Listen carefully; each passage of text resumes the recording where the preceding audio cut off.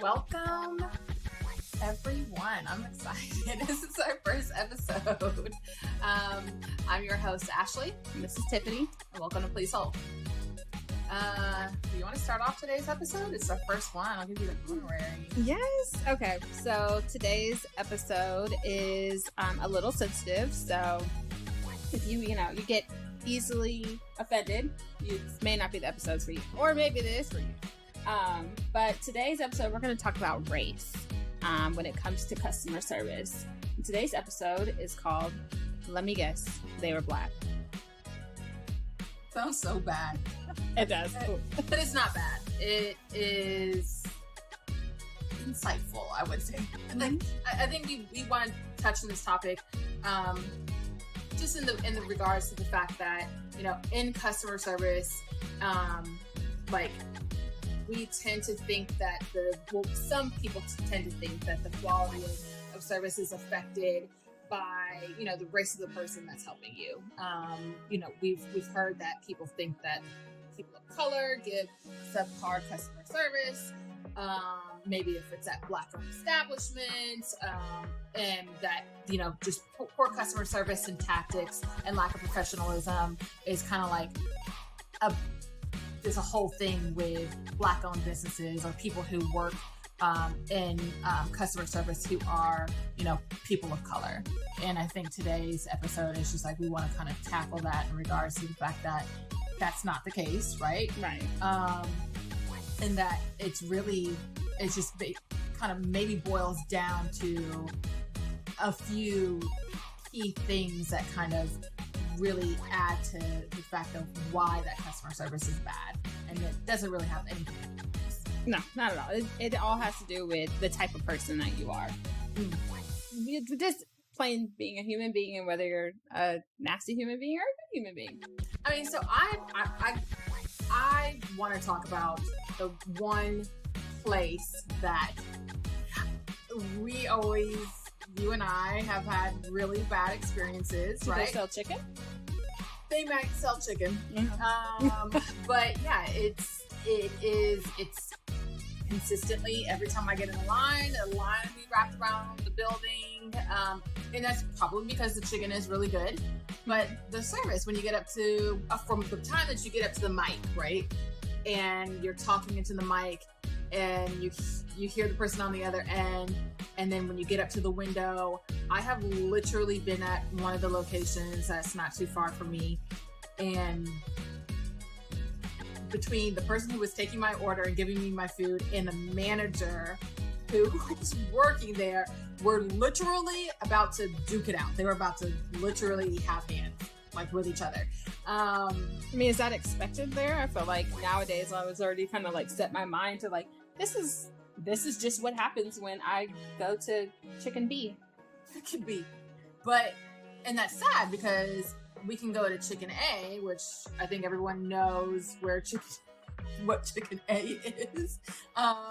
But we have amazing customer service. It's on par, it's all the time, and it never fails.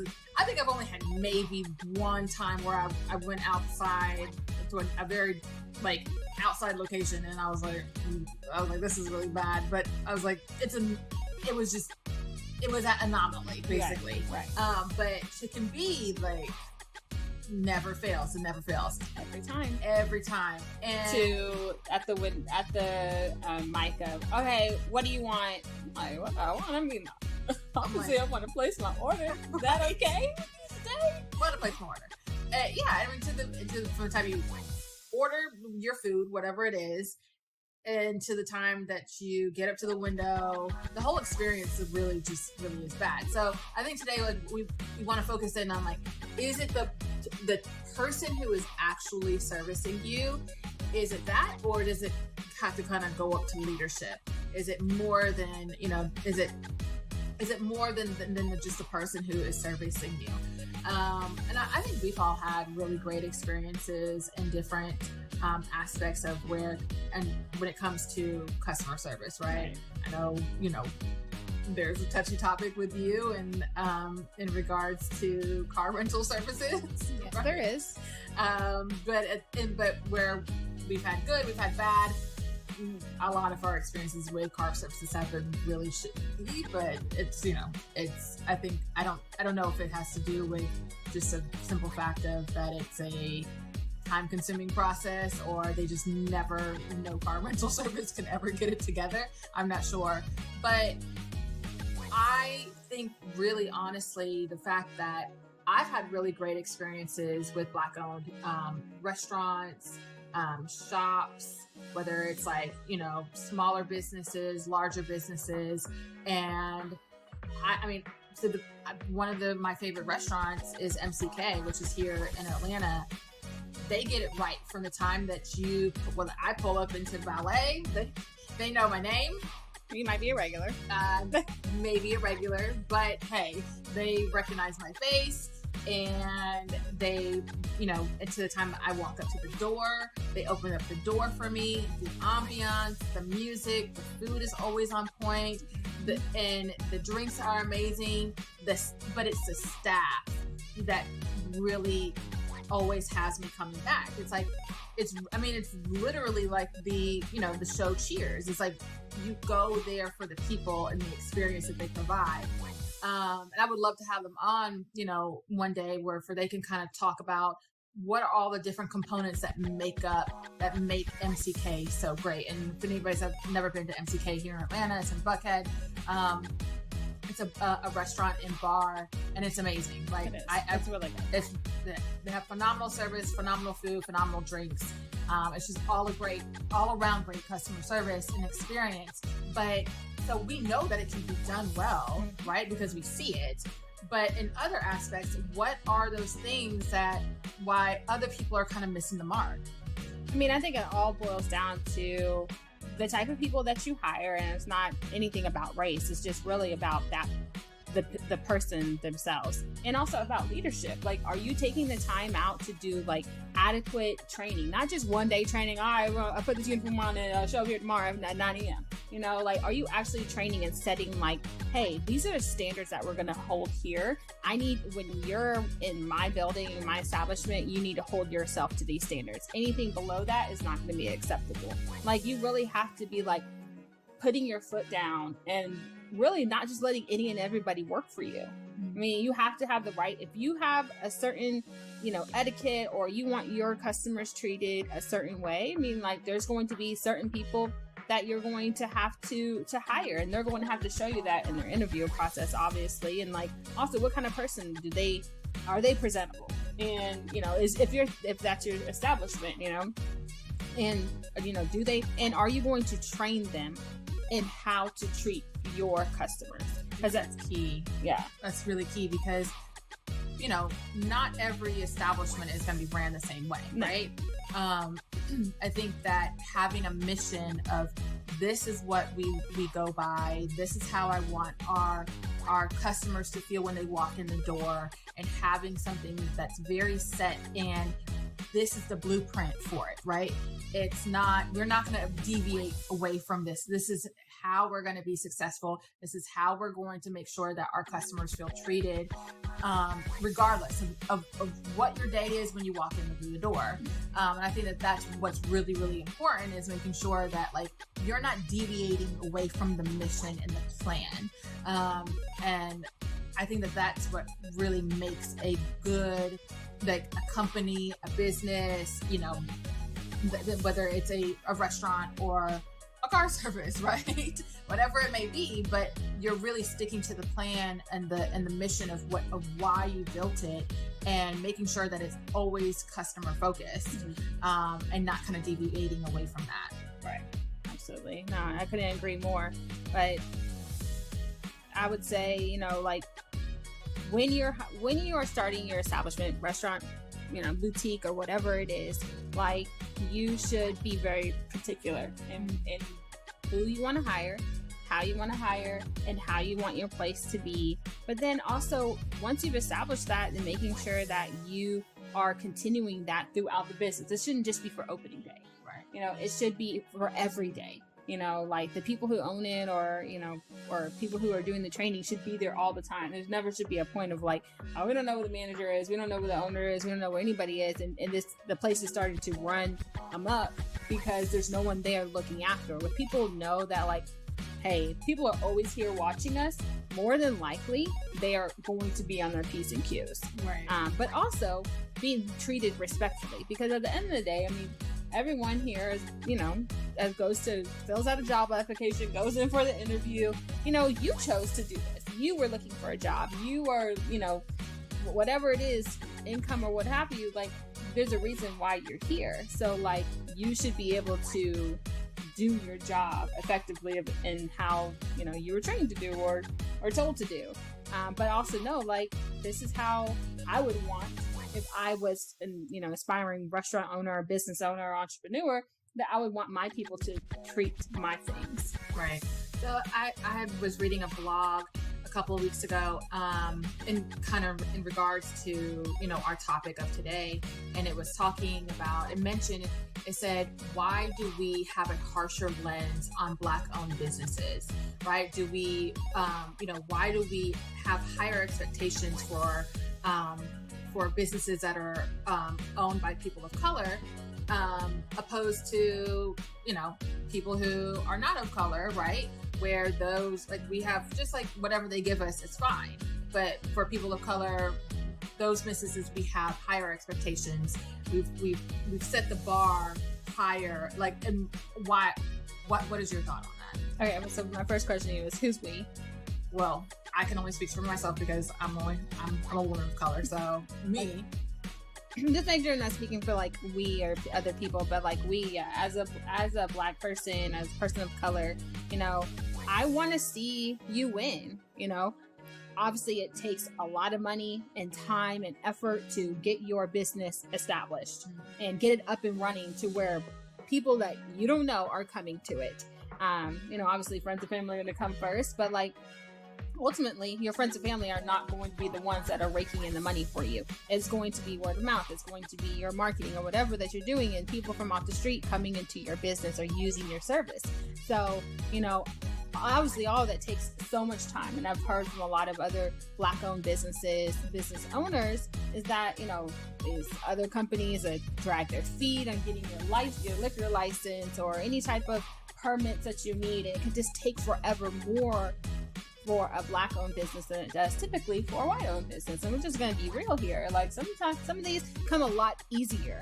And then not maybe to all. I'm sure there's some white-owned businesses out there that it's have their struggles. You know, have their struggles. Sure, everyone has their fair share of struggles. But I would say on a scale, I would say that Black-owned businesses are, you know, businesses owned of people of other, you know, of other colors, like, have struggled to get to the same point. And so, seeing that, like, I wanted to see you do well. So yeah, I have a high standard. So I'm gonna have a high standard for my sister's place, or I'm gonna have a high standard for, you know, my husband's place, because I want to see it do well. I want to see it be profitable. And when I walk in and, you know, you have a banner as your sign, like, well, maybe you could have waited another week until your sign came in. You know, there's no mirrors in the bathroom. Well, what happened? As a woman, I want to go into the bathroom and I need to have a mirror. If nothing else, more likely I'm going to the bathroom to check myself, not go to the restroom. Right. So, like, I need to have a mirror, or, you know, things like that, or like, little things like that just make up the entire customer experience of, like, it's a customer journey, right? Of whether you're going into a restaurant, and from the time that you pull up, whether it's easy parking or it is people opening the door for you, you feel welcome, to you going straight to the bathroom. I mean, like you said, like, us women, we go straight in. We want to go fix our hair and make sure we look good. Everything's where it's supposed to be, right? And the first thing we walk in and we're like, there's no mirror. Okay. Or the bathroom just looks as like in a disarray. Right. Toilet paper everywhere. Or there's no toilet paper. I mean, come on. Right. I mean, what are we doing if we know toilet paper? What are we doing? So, you know, it's those things that really make up the entire customer experience. And let me put this out here. Like, I'm not saying that this is all Black-owned businesses, but no. Like, I have been to so many where I have had the most amazing customer service and just experience when I first walked through the door until I got, an email saying, how was your experience, right? So the whole wrap up of it. But there is some opportunity where I have seen where I'm like, okay, we could have done a lot better. It's like you said, it's a simple fact that we want to see our people succeed, yes, and we want them to be successful. So and you said in regards to the fact that we have higher expectations for our people. So, it is a little frustrating, but also kind of like to kind of go back to the beginning of where, do we have this preconceived notion that the person, if we hear them over the phone with a foreign accent, do we have this preconceived notion that they're not going to be able to help us? Well, I think a lot of people automatically set their tone, when they pick up or when a phone is answered and it's someone from outside the country. And and they set the tone of they don't want to be helped automatically. Sir, ma'am, obviously that person was put into the position that they're in to answer your call. Obviously they were given the training, the resources to handle your call. And so, but I think so many people, I've heard it, especially with us working in a call center, of automatically, no, I want to speak to someone, an American, someone in the US. I don't want to talk to you, and they can be very ugly and nasty about it. Hey, and it's just why? Why set the tone of your customer experience? Why don't you let the agent do that for you? Because they can more than likely help you out. Right. We'll give them the tools and the resources to be able to do whatever the task that is assigned to them to solve the issue, resolve whatever issue it is. But if, like you said, if immediately going in, you're just straight off combative because you hear it's maybe somebody that does not sound familiar to you, right? It's somebody who doesn't maybe like their sound. They're from this side of the coast. So we those preconceived notions or unconscious bias is that, oh, well, they're not going to be able to help me based upon what I think that they look like, based upon what they sound like, right? And those are the things that people really have to be able to kind of untrain themselves from, because I think everyone's been guilty about that before, where it's oh, I know who I'm talking to on the phone, where it's I don't know, you may be actually not, there may be completely, it would maybe blow your mind to see who is on the other side of that phone. And so it is discouraging. I know within the US, it's just race is everywhere. It's everything about race. It's whoa, are they black? Are they white? Are they Hispanic? Indian? Right. It's it's so consumed. So I know it's a big part of people's day to day of where they were oh, well, how is this going to affect me? But I think we have to untrain that mindset that we have in regards to the fact that because they're different, they look different or sound different from us, that they're not going to be able to help us. Yeah, definitely. I don't know. I remember going back into the call center days of when I was an agent and someone would be like, oh, I can tell you're black. You can? Can you see me? Do you know who I am? There's a lot of Tiffany's in this world. Are you sure?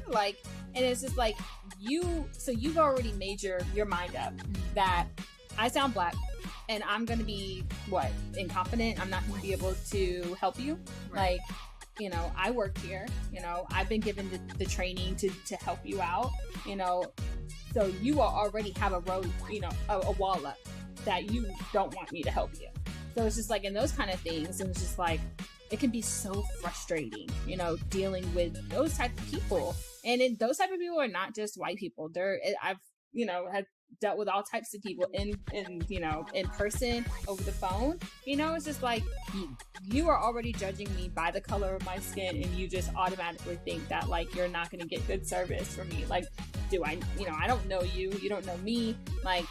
There's nothing that I've shown you that's not going to give good service. Right. And it's just people just really have to get that out of their mind. Like, it does not matter the dialect of the person, it doesn't matter the race of the person or anything. Like, unless that person is just being combative with you, you should give them an opportunity to try to help you, try to provide you good service. And if you're not, there's other ways respectfully to go about getting someone else to help you, or help them help you. I think like you were mentioning before is in the fact that even if, let's just say, like, you can't understand that, individual who's on the other line, there's a respective way to be able to say, hey, I don't think that there's a communication barrier, a language barrier. Can I talk to somebody else? Asking, instead of bringing down that person and saying, I want to talk to an American, right? Like, well,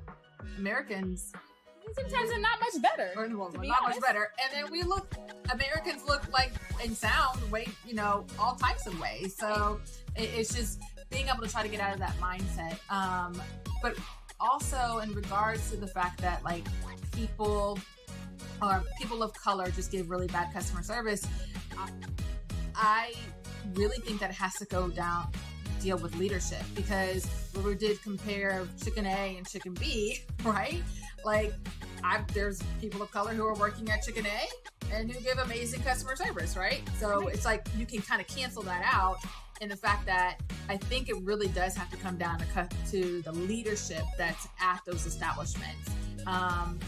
Going back to the restaurant that I was talking about earlier, amazing leadership. It's ran smoothly.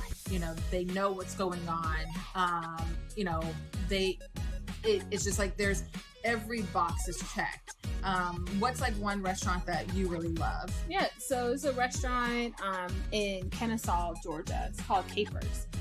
Amazing food, really, really good food. The atmosphere is lovely, and I believe it's owned by a Black woman. And she also has another restaurant in Ackworth, Georgia, that's called Fish Time. And both restaurants that I've been to over the years, I'd probably say about over a span of 10 years, and it's every time the quality of the food is good. If you ever go to Capers, I would just say get the strawberry shortcake for your dessert, because it's going to look amazing. It's going to be huge. You can share it with the whole table. Don't they have this little the little crab or? Oh, the crab claws. Oh my God! Don't get me started, because I want some of that tonight. But yes, but every time, she has decorated the restaurant beautifully, like everything about it. And I would say, like I said, I'm going there over 10 years off and on, and every time I'm not disappointed. And I've brought other people there, and they've been like, oh wow, this place is like a hidden gem. It's like right in a little shopping plaza, never really known about it. And then you walk in there like, oh wow, this is amazing. People are nice, the staff is nice, the food is good, the quality is great, like everything about it, like just like you said, it just checks all of the boxes. And so there's a lot of Black owned restaurants, businesses that are great. And we've seen some that are, could have taken a little bit more time. Y'all need to go back to just customer service 101. But yeah, it just shows that it can be done, and it's not a race thing. No, it's not a race thing. It's not. It's a professionalism. It's putting in the time to make sure that everybody is up to speed and on the same mission, like we had mentioned before. Right. And I think it really goes down just to the leadership portion of it. You and I have had shared the same bosses, right? We've had amazing bosses, equally at the same company. And we've also had really terrible bosses. I would just say that we have had terrible. And if you know me, then maybe you know who I am, and you know who I'm talking about, and maybe I'm talking about you, or you know who you are. Or you know who you are. That's what Tiffany wants. Tiffany wants to say, you know who you are. But it's the past, right? Okay. Is it? I know. I just feel like I just got to keep it going. But like you said, there's good bosses, and there's bad bosses, but both of them kind of leave a memorable impression on you. But both of them are going to shape you. Yeah. Sure. So I think sometimes you do need a bad boss, and you need a good boss to kind of show you I don't ever want to lead like that. And and I want to be more like how this person, someone who who leads and shares in the responsibility and shows you that I'm willing to dig down in here with you. I'm gonna fry this chicken with you. We're gonna fry these fries together. You know, we gonna answer this call. Shared experience, right. This is how we do it. Not you do it, and go do it. You know, this is how we like it done. Let me show you. You know, and help you get it right. Right. And I think that's, you know, what you were saying, coming down to the leadership and things. Like, leaders lead by example. Mm-hmm. They don't just give out orders, right? You know, like you do. You want to see. I mean, from my experience, I've worked at a hotel. I have worked at a bank. I have worked in high-end retail, regular retail. I have worked at a restaurant as a waitress and a hostess. I want to, if someone is going to tell me what to do, that's great. Like, you're supposed to, right? You're supposed to, but I also want to see you also taking the initiative. You say, listen, we're backed up. Like, jump in, like, to take an order if need be, you know, and this is like, I have been able to see at some of the really great experiences that I have been at some of the restaurants or businesses that I've experienced, that they don't, like the management, they don't just stop and like, oh, well, let you figure it out. No, right. They jump in and say, oh, no, we need to get this done, because they're all focused on the same thing. They're focused on making the customer happy. And that is their mission. That's their entire mission, is making sure everybody's on the same page, and like they all have the same mission and the same end goal. And it just it just really does come down to the leadership factor of that. It's a make or break, and we really be able to see that in chicken A, chicken B. So, right. Chicken B, I don't think that anybody is getting in there and frying that chicken with them. No, it's just one person. It's just one. I'm so sorry for you. But chicken A, I believe that leadership has shown that they will fry that chicken and help them and get them buns right. Like, they're gonna get the pickle on it every single time. Let me tell you, I can never say that I went through chicken A and never had, like, it was missing anything. Right. And it tastes the same every time. Mm-hmm. So, but yeah, I don't know. I really kind of feel that, like, even example of, like, when I go into my favorite store, I have gotten up to, now the line is going to be long. Just, it is what it is. Now, there may be some, like, the logistical, operational, like, fallacies there, where there probably needs to be some conversations on, like, how do we not make this line so long? I think people probably know which store I'm talking about. Like, I should not be able to get my Starbucks drink and still be in line at the same time. Yeah, it should not be that long. It should not be that long. But I have gone into different locations, and the experience is different from every location, even in different states too. But the location over here by me, it just never fails. It really doesn't. And it's just, I'm like, y'all are never going to get it together. They're never going to get it together. I won't say never, but they haven't gotten together so far. So there was been one time where I got into the register, and the person who was ringing me up was arguing and literally yelling across the store with the manager. And I just have my, like, clothes in my hand, and I'm like, can you just ring this up? Can you just ring? I really just want to leave. Like, I don't know how to fight. So if y'all are about to fight, like, please don't get me in there. I can't do this. But it's just like, I have never seen, I just haven't seen people, like, not color do that. I don't know. I'm sure it happens. I'm sure it has happened. Just haven't witnessed it. That's all. Not saying anything that it doesn't happen. I'm not saying it doesn't happen, but I have seen it more than once, twice, 3 times, maybe 4, where I'm just like, okay, like, should this be, like, allowed? Like, but that kind of goes into, like, this whole topic of, let me guess, Sarah Black. And but why? Why do we have to do that? Why do we have to do that? I don't know.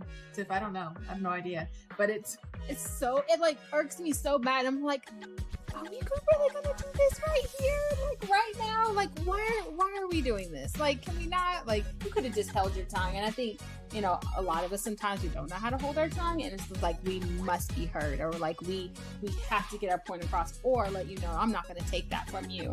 You know, and it's just like, maybe that yes, you should stand your ground if someone's being disrespectful to you, or, you know, doing something that maybe they shouldn't, or demeaning you in some type of way. But not every... Well, it should be never in front of them. No, never.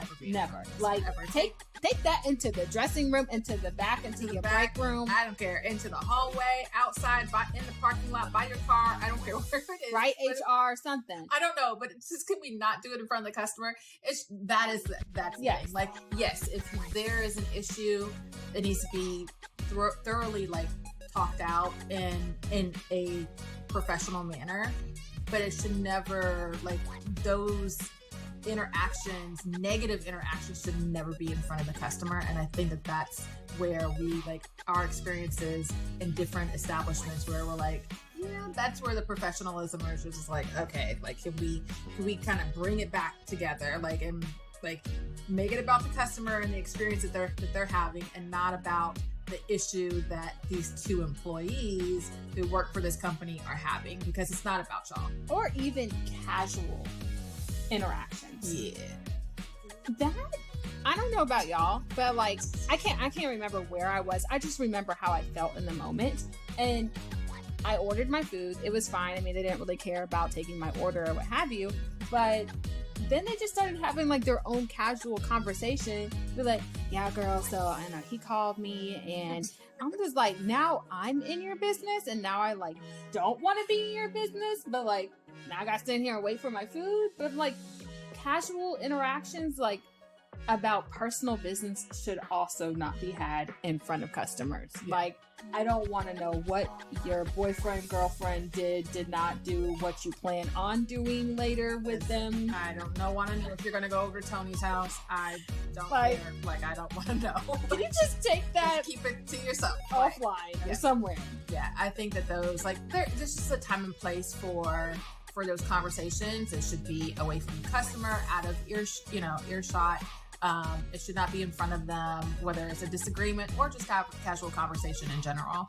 I don't know. I there's a lot of takeaways from this. You know, we talked about, you know, hearing somebody over the line, if they're, you know, from, another country, having that foreign accent, you know, just to people who we think that give bad customer service. Is it based upon race, or is it based upon real leadership? You know, and in regards to the fact that, you know, we have higher expectations for people who are of color, because we want to see them succeed. Right. I think it all boils down to the leadership, though, where it's, you know, it's the fact that if you have good leadership in place, other people are going to be able to see that and follow that, and they're going to want to, you know, follow suit. But we want to hear from you guys in the fact that, like, if you've had either amazing, okay, or really bad, you know, customer experience, share it with us, share your stories with us. We want to hear it from you. And it doesn't have to be as a customer. It can be from an employee standpoint too.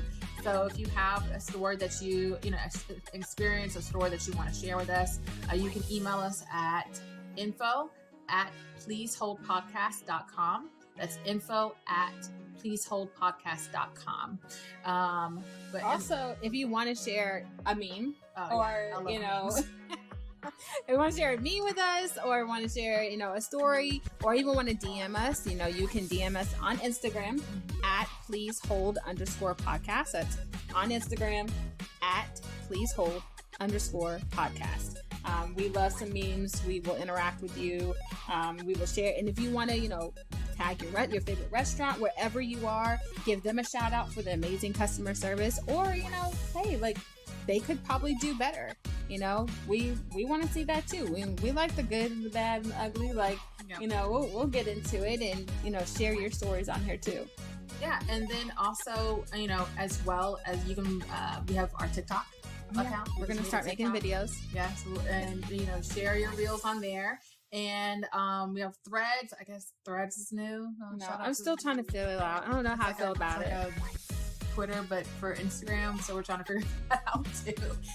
But definitely follow us on IG, on TikTok, on Threads. You can find us on YouTube to watch us on YouTube as well. Like, subscribe, share with your friends, your family, and yeah, we're gonna see you guys next week on Monday. So it's been great. It's our first episode. We did really well. We did. I think so. I think It's so. not too bad. It's not too shabby. We should cheers to that. We should.